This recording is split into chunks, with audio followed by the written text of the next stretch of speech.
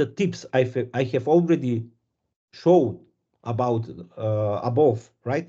I prompted ChatGPT and I asked it to explain each concept I just mentioned in more details. Here is what it said.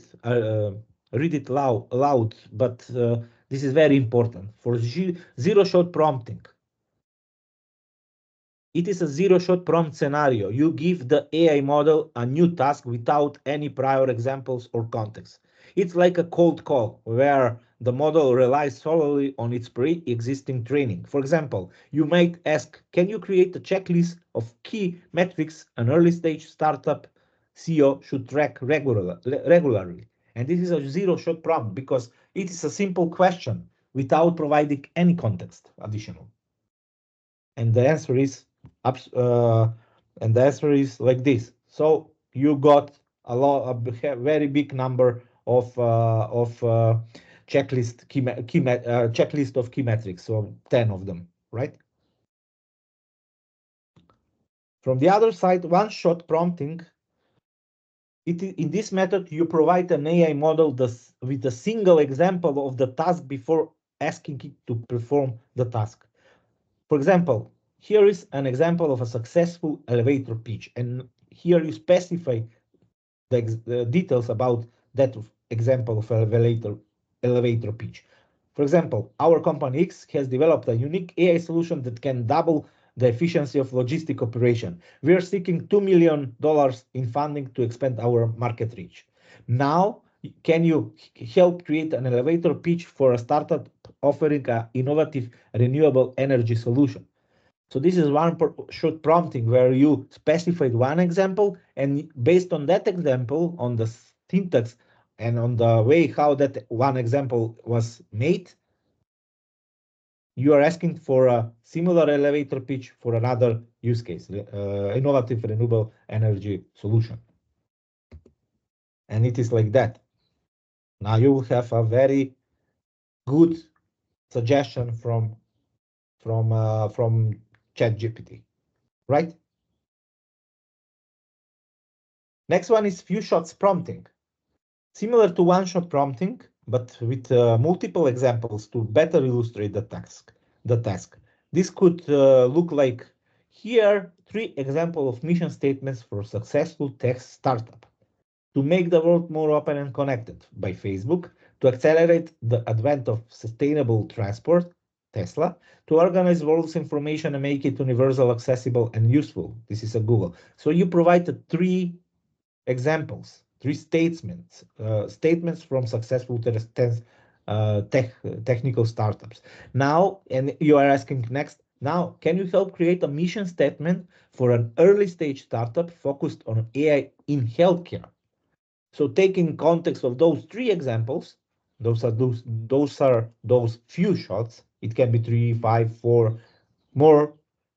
You're asking for a help to create a mission statement for an early stage startup focused on AI healthcare.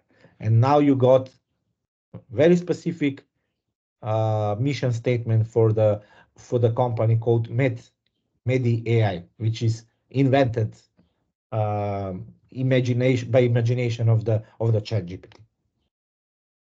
Okay. Next thing is maybe the most important one, by my opinion, is priming.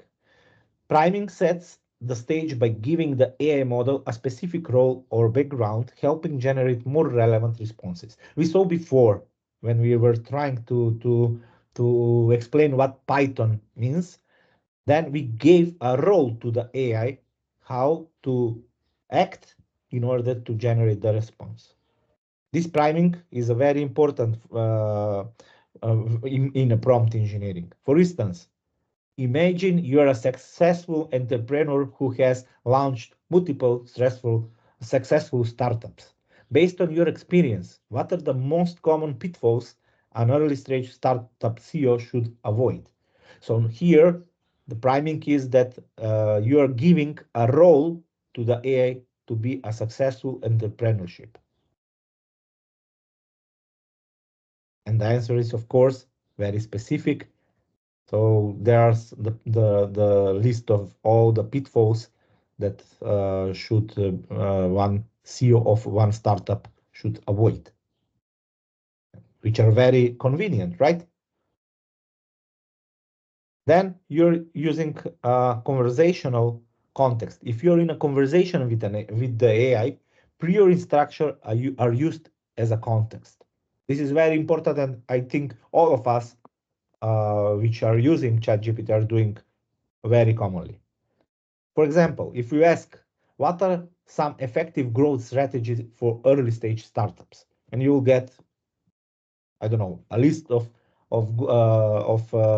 effective growth strategies, right? But if you ask then, which of these strategies is best suited for a software as a service company?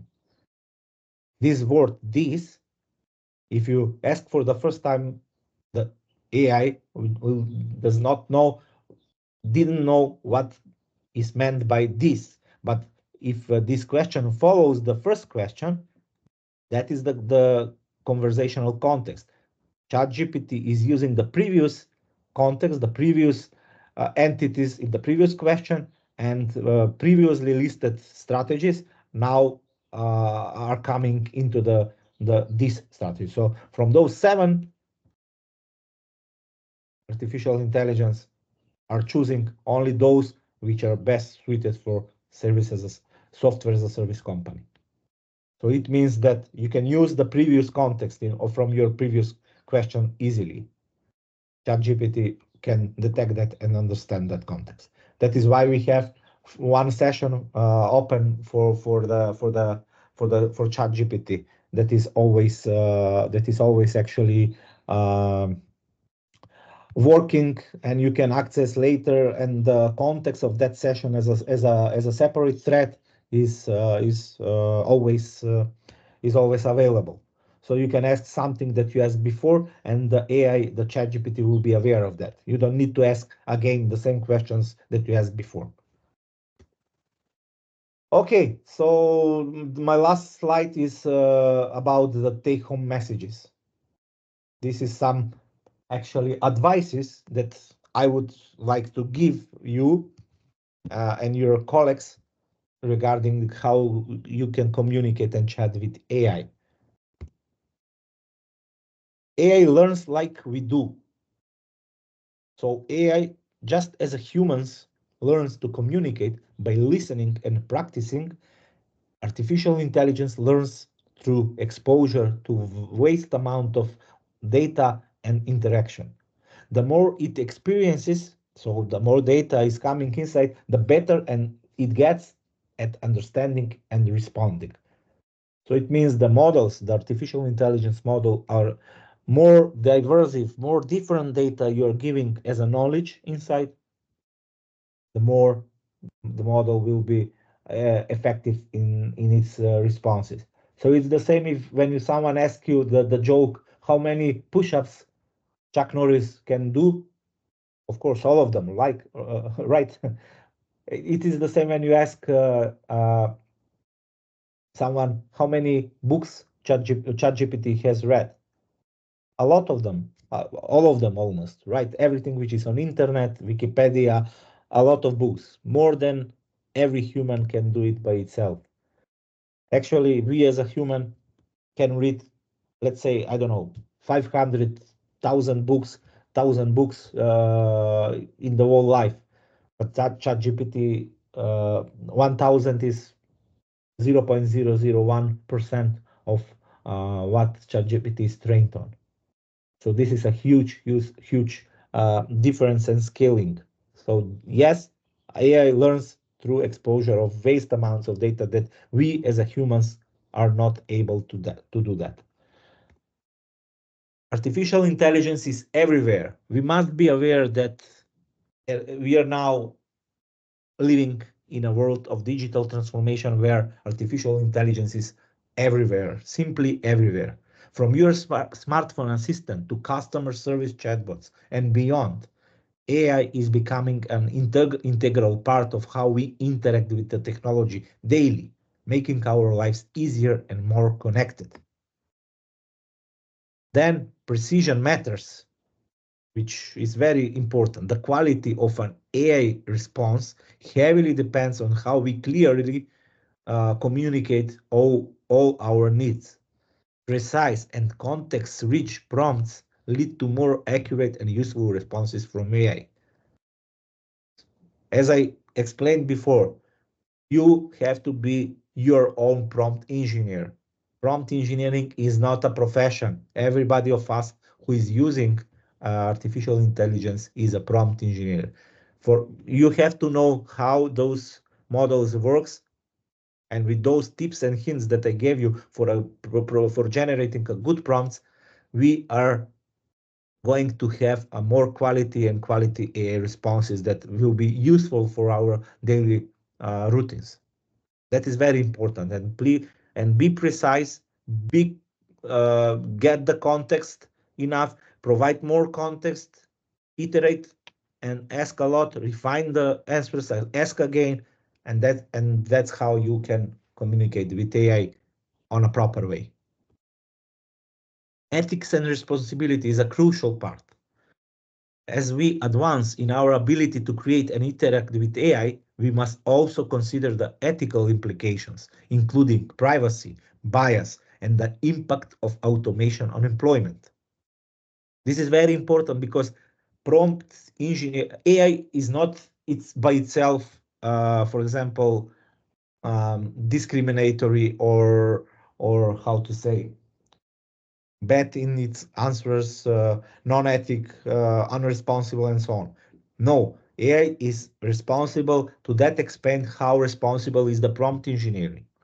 If we are using those methods, those algorithms, those possibilities, if we are using AI on proper manner, what this proper means, so with the responsibility of our questions, with the ethics of our questions. So if we are putting in the context that instead of favorizing, for example, men or females, males or females, we have to provide that in the context. Please do not take into the consideration the gender, because this is not important, but don't be biased on the gender. And this, if we put this as a context in the prompt that we are generating, then we are using those tools very responsible manner.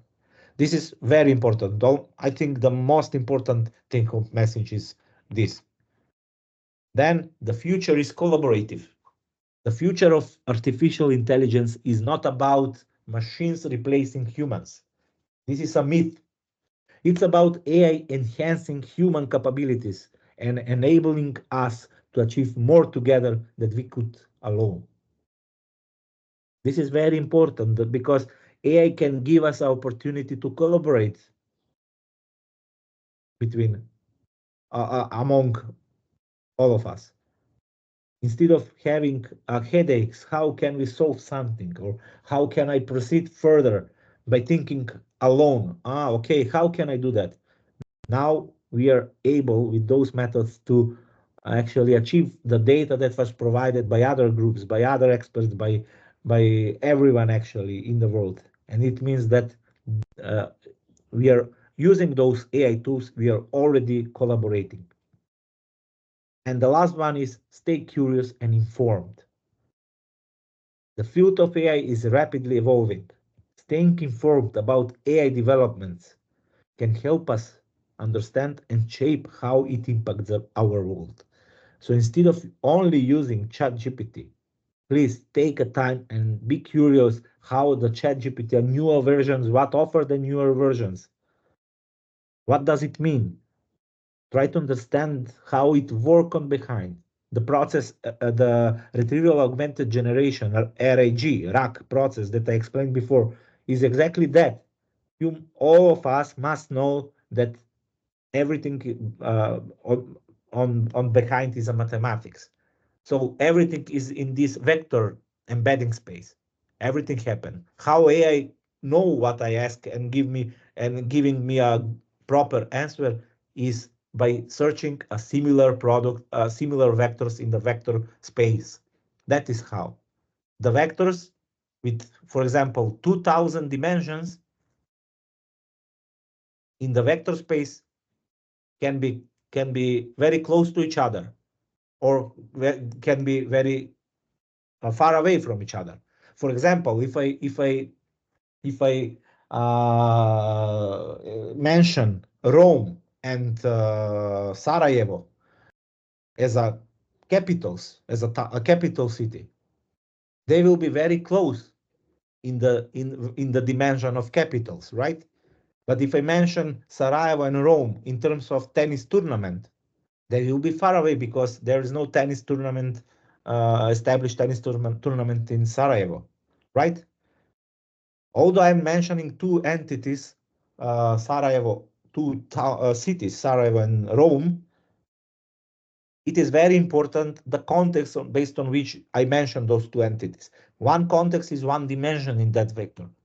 That is how, from our question, are taken the entities, and it is taken the context, and then in the vector space, the algorithms looking for the similar vector with that context, semantically similar vectors, and taking those vectors using the large language model, the answer is created like that, as I explained. So please be curious, stay curious, and be informed. That is how you can have less headaches in the future. So that's everything from my side. I hope we left some time for questions. Thank you very much.